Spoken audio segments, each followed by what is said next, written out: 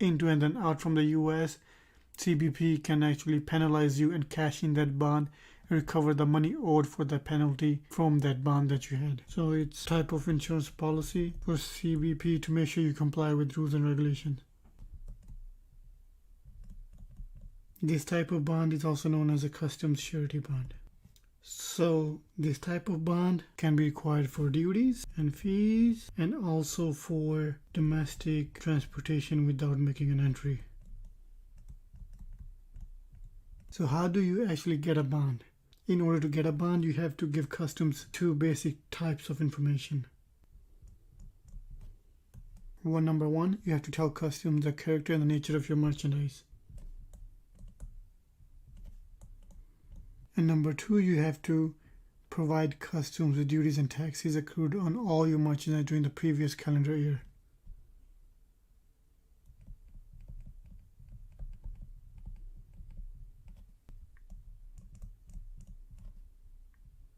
Once you provide customs with this information, they will approve your bond. So when you get a bond as the importer of record, what does it actually mean to have that bond? What are your obligations? What does CBP actually expect of you? Having a bond as the importer record means that CBP wants you to comply with pretty much 9 different type of agreements. Let's go through and list each of these. You can also find these in 113.62. When you have a customs surety bond, you agree to pay duties, taxes, and charges. Number 2, you agree to make or complete an entry. Number 3, you agree to produce documents and evidence. Number 4, you agree to redeliver merchandise if needed.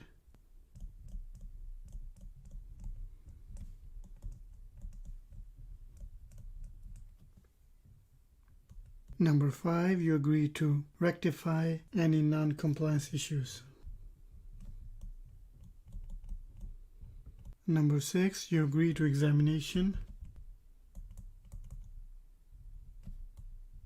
Number 7, you agree to reimburse any expenses taken on by CBP and exonerate CBP from any risk, loss, or expense due to entry or withdrawal of merchandise.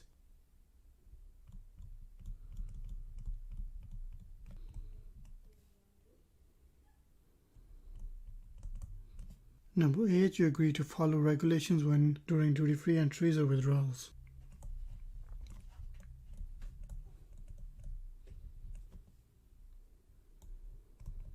And the last agreement you make when you have a CBP or custom surety bond is that you agree to comply with airport security, electronic entry, air cargo advance screening, and soft lumber export permits.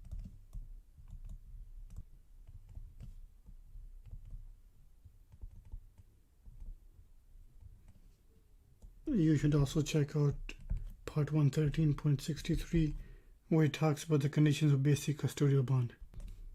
They do usually have a couple of questions every couple of exams which are specifically about the basic custodial bond, so it's best if you go and read part 113.63. Once you have a bond, you can actually make changes to a bond.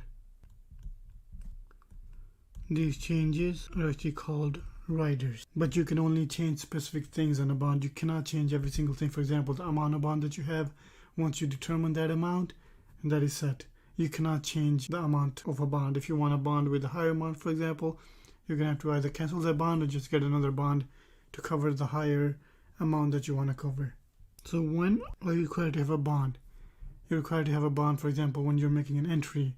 And as we discussed already, when you're doing some kind of domestic transportation without making an entry, you need a bond in that case as well.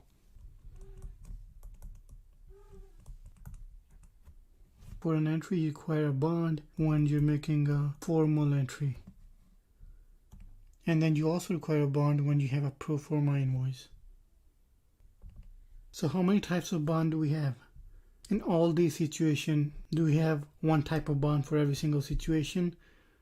Do we just have one bond for all the situations, or do we have one bond per situation? We actually only have 2 types of bonds. We have a single entry bond, also known as single transaction bond, or 2, continuous entry or transaction bond. So let's talk about the single entry or single transaction bond first.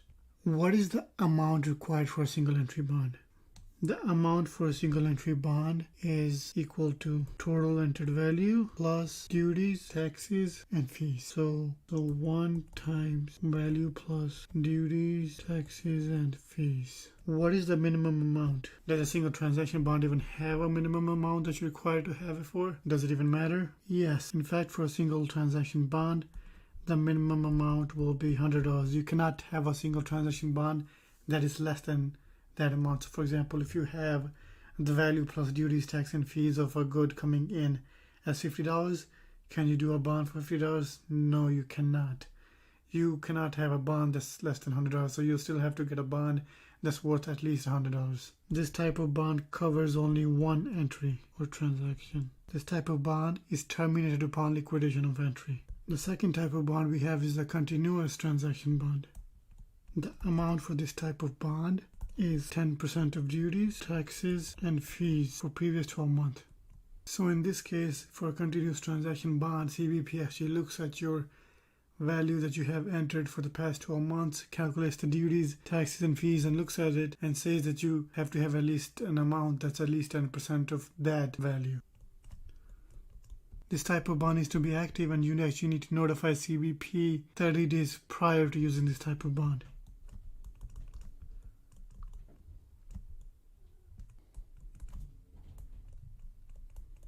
This type of bond is active for 12 months and needs to be renewed annually. This bond covers all shipments in that 1 year. What is the minimum amount for this type of bond? The minimum amount will be $50,000 and that it increases in the below fashion. From 0 to 1 million, it goes up by 10,000. So for example, depending on how much the value of your goods plus duties, fees, and taxes is, you take the 10% of that amount and then you go up by 10,000. For example, 10%. So for example, if you have $100,000 worth of goods, that includes the duties, fees, and taxes, 10% of that would be $10,000, right? If you had something that's even slightly higher than $100,000, then rather than just adding that on and taking the 10%, you have to go up to $20,000 bond. You cannot go up by a small margin. You have to go up by 10,000 each time. That's up to $1 million. Once you go to $1 million, then the amount goes up by $100,000. Same concept. You cannot have a bond for $110,000. If you need a bond that's 10% and it has to be $110,000, it actually has to be $200,000. You cannot have a bond for $110,000. So when do you know when you have to use a single transaction bond or a continuous transaction bond? Well, for certain type of items you are required to have a single transaction bond, and for certain type of items you are required to have a continuous transaction bond. But then there are other things in which case you can either choose to have a single transaction bond or a continuous transaction bond. So let's go and see which situation require a single transaction bond only, which situations require a continuous transaction bond only, and the rest of everything. In those cases, unless mentioned anywhere in the 19 CFR, you can use either a single transaction bond or a continuous transaction bond.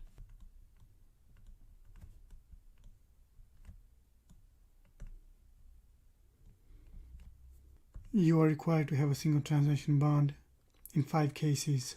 Number 1, wool and fur products. Number 2, when you require the production of bill of lading. Number 3, if you want the detention of any copyright material. So in this case, if you suspect that someone is bringing fake stuff of your copyrighted material and you want those items held, you have to produce a single entry or single transaction bond. When you want to observe neutrality of a vessel. And number 5, when you want to cover the court costs for any condemned goods. You can also find this in part 113.68 and up. When are you required to have a continuous transaction bond? Number 1, when you are a commercial gauger. Number 2, when you are a commercial laboratory. And number 3, when you are a foreign trade zone operator.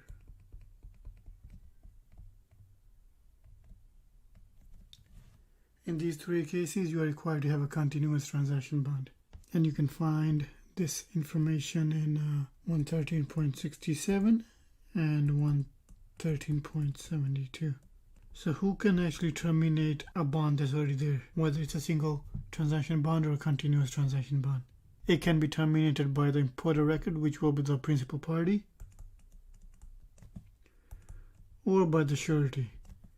If a principal party is the one canceling a bond or terminating a bond, then they're required to notify CBP and the surety at least 10 business days ahead of time.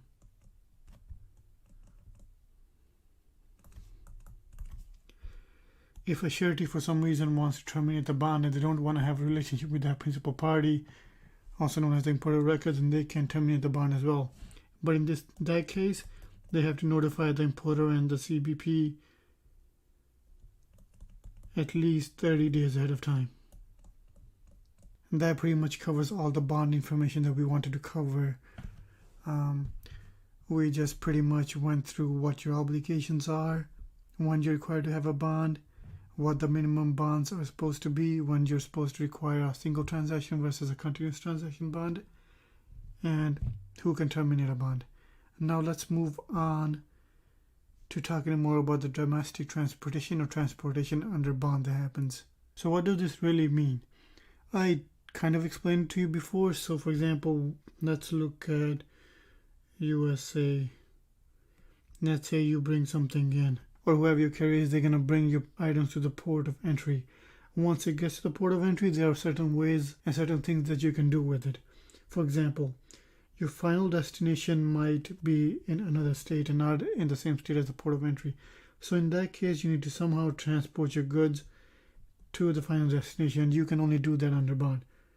Or you might decide to take it to a warehouse. Or you might decide to export this out again. Or you might export something from the warehouse and out again. Or you might bring something in from Canada, go all the way through US, and then just take it out again. So in every single one of these situations, you are required to have your transportation or your goods under bond. And this is what we're going to be talking about. There are about 5 situations transport something under bond. 2 of them are pretty much the same as the other 2, but for different destinations, but they're pretty much the same thing. So in reality, you only have 3 different types of transportations under bond. So let's go through each of these 3 or /5 types of domestic transportations. You can find more detail about this in part 18. So number 1 is known as immediate delivery.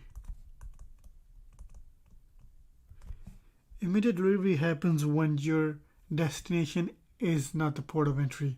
So